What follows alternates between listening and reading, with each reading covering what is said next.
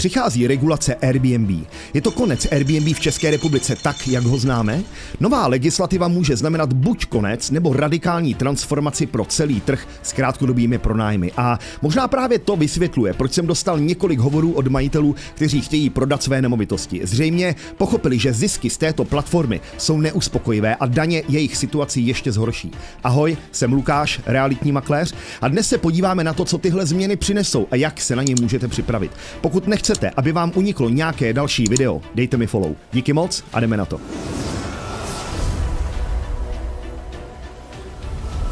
S nadsázkou řečeno, krátkodobé pronájmy v Praze jsou větší divočina než rockový koncert ve stísněném klubu.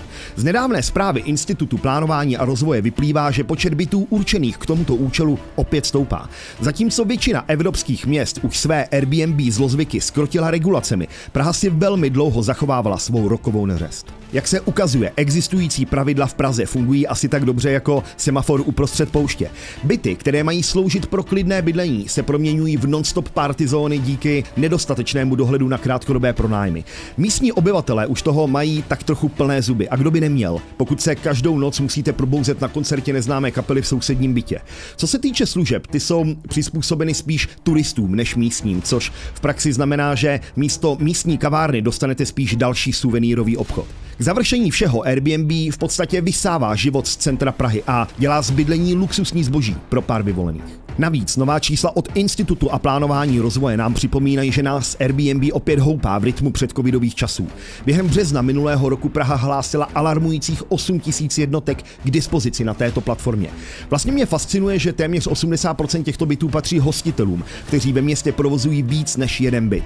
Průměrně na jednoho z nich připadají skoro 3 byty. A kde se tohle všechno koncentruje? V samotném historickém srdci Prahy, kde tyto pronájmy tvoří víc než 1/10 bytového fondu. Takže, až se zase příště budete procházet Staroměstským náměstím, nezapomeňte, že každé 10. dveře vedou do Airbnb. A proto pokud si myslíte, že krátkodobý pronájem znamená sdílení, pak vás musím vyvést z omylu. Scéna v Praze je ovládána hráči s desítkami, někdy i stovkami bytů, kde Airbnb působí spíš jako monopolní predátor než přátelský soused. Tyto byty, původně určené pro dlouhodobé obyvatele, se staly stanicemi na cestách globálních nomádů. Co to znamená pro komunitu? Rozbité sousedství a převálcované sociální normy, kdy náklady přechází na veřejnost, zatímco zisky končí v kapsách několika málo vyvolených. Tahle privatizace zisků a sociálních nákladů vyvolává otázku, jak může Praha, jedno z méně dostupných měst v Evropě pro bydlení, nadále tolerovat takové plýtvání bytovým fondem. No, teď když jsme prošli labirintem zmatků zanechaných krátkodobými pronájmy, který platformy jako Airbnb způsobily v našich městech, se zdá, že konečně přichází reakce a stát má plán na jejich zkrocení. Česko se totiž chystá zavést nová pravidla pro krátkodobé pronájmy. Od roku 2025 se pronajímatelé nesmí vyhnout registraci hostů a místní samosprávy získají pravomoci k zásadní regulaci krátkodobého ubytování. Ano, slyšíte správně. Obce mohou začít určovat, kdy a kde bude Airbnb povoleno. Jak následně naše obce využijí své nové superschopnosti, to ještě uvidíme, ale jedno je jisté, svoboda Airbnb má své dny sečtené. Praha se dlouho marně snažila zkrotit divočinu Airbnb, ale teď to vypadá, že vláda si konečně nasadila brýle a vidí jasně. Mluvíme o ztrátách téměř 800 milionů korun ročně na daních, které unikají kvůli laxní regulaci. A obce přicházejí o dalších 55 milionů z poplatků za ubytování. A proto konečný významný pokrok této reformy je dlouho očekávaným krokem k záchraně státní kasy. Mimochodem, když už jsme u těch čísel, až 70% bytů zůstává nenahlášeno, což jen podtrhuje potřebu reformy. Navíc na scéně nejsou jen globální hráči jako Airbnb, Bimdu a Booking, které budou muset ukázat, co mají v registrech, ale i české firmy jako eChalupy a Chata.cz, které se orientují hlavně na oblasti mimo velká města, což naznačuje rozšíření problémů i do regionu. Představte si to jako seznamovací službu, ale místo rande si domluvíte kontrolu od státu. To je nový portál eTurista, kde novela jasně říká, bez registračního čísla a údajů o ubytování na tomto novém státním portálu nemůžete legálně působit. A to zahrnuje vše od data zahájení činnosti až po maximální kapacitu lůžek. Od roku 2025, pokud nebudete mít vše pěkně zaregistrováno s přiděleným číslem zařízení, můžete na legální pronájem zapomenout. Stát říká, že tím vlastně ušetříte čas a papírování. No, uvidíme, jak to podnikatelé v praxi přijmou, ale zatím to vypadá, že každý Airbnb hostitel bude muset být i tak trochu úředníkem. Nový portál e-turista má být údajně zázrak moderní technologie zaměřený na transparentnost a efektivitu. Cílem je zjednodušit byrokracii, posílit výběr místních poplatků a zpřístupnit data v reálném čase. Jenže pozor, pokud se někdo rozhodnete tuto novinku ignorovat, čekají ho pokuty až 100 000 korun a platformy jako Airbnb nebo Booking, na ty může přijít pokuta až 10 milionů korun. Připravte se, že stát bude chtít svůj díl koláče víc než kdy jindy. Už teď mají platformy jako Airbnb či Booking povinnost sdělovat úřadům údaje o majitelích bytů, ale podle Ministerstva pro místní rozvoj to neberou moc vážně. Místo aby dodržovali pravidla, raději riskují pokuty, které stejně většinou nepřinesou žádné ovoce, protože tyto firmy operují z ciziny a v Česku nevlastní nic, co by jim stát mohl zabavit. To znamená, že i když na papíře vypadá vše pevně utažené, realita může být, jak vidíme, úplně jiná. Diskuze o dopadech Airbnb na hotelový průmysl se tak často točí kolem myšlenky, kterou někteří opakují jako mantru. Airbnb ubírá hosty hotelům.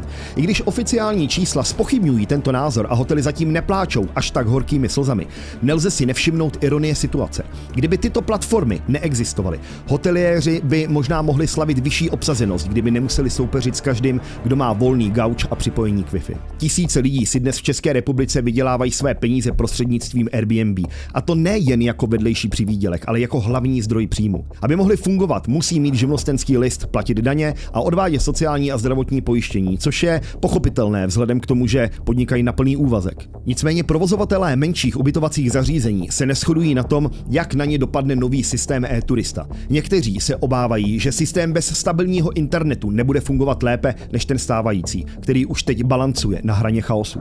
Jiní zase vyjadřují strach z toho, že větší pravomoci obcí znamenají možnost omezovat pronájem na kratší dobu, což může způsobit, že jejich podnikání půjde k vodě. Naopak většina hoteliérů tleská nadšením, protože doufají, že nové zákony konečně vyrovnají pole a přinesou spravedlnost proti vlivu Airbnb. Hotelový průmysl v Praze si už zvyká na to, že platformy jako Airbnb ho vytlačují na vedlejší kolej. Ceny za ubytování na těchto platformách letos vyletěly o čtvrtinu. A jak poptávka roste, hotely mají co dělat, aby drželi krok. Co se týče dostupnosti bytů pro dlouhodobé bydlení, ty jsou díky Airbnb tak vzácné jako upřímný politik. S novou legislativou, která dává městům, jako je Praha, větší pravomoci, to vypadá, že pronajímatelé mají další důvod k nespavosti. A co se týče lokálních obyvatel, ti si mohou užívat denní dávky chaosu a rozbitých komunit, které Airbnb hostitelé zanechávají jako suvenýr ze své návštěvy. Přesto, že se někteří neúnavně snaží přesvědčit veřejnost o devastujícím dopadu Airbnb na hotely, statistiky z minulého roku ukazují opak. České hotely si užívají rostoucí návštěvnosti a cena za nocleh se vyšplhala až o 12%.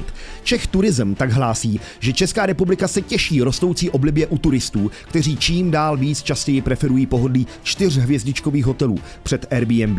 Zřejmě cestující stále chtějí víc než jen madraci na podlaze. Preferují služby, které Airbnb jen těžko nabídne, což by mohlo dát něco do perspektivy těm, kteří považují hotely za vyhnulé dinosaury. Například v Rakousku je Airbnb už na uzdě. Pokud tam chcete byt pronajímat, musíte skočit přes pár administrativních obručí, získat povolení, dodržovat hygienické normy a zapojit se do speciální databáze daní. V některých vídeňských rajonech jsou zase krátkodobé pronájmy rovnou zakázané.